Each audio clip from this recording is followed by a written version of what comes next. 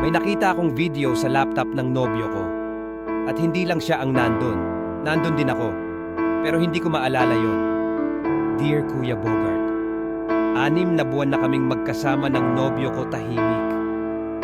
Masaya. Wala akong reklamo. Pero minsan, pag sobrang perpekto, may tinatago. Gabi-gabi siyang umaalis. Sabi niya, may overtime. Pero isang gabi, nakalimutan niyang dalhin ang laptop niya. Curious ako. Binuksan ko.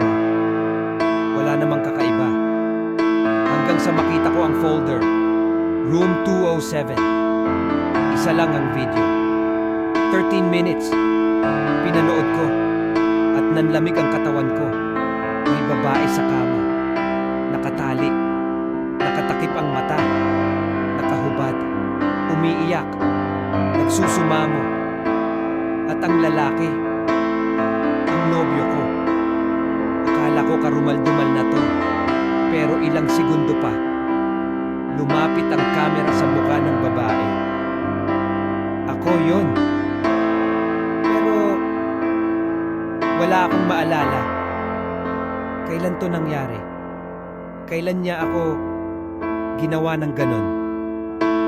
Doon ko naalala, yung isang gabi na nawalan ako ng malay matapos uminom sa kanila. Sabi niya, nakatulog lang daw ako. Pagod lang daw. Hindi pala. Tinawagan ko siya.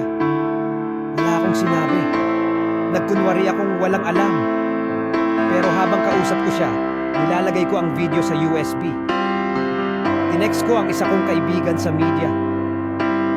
Kinabukasan, headline siya sa balita. Inaresto. Pero ang mas malala, may isa pang folder sa laptop niya. Pangalan ng iba't ibang babae. May room 208, 209, hanggang 218. At ang huli, room 219, at walang laman. Ibig sabihin, may susunod pa sana. At ako ulit yon.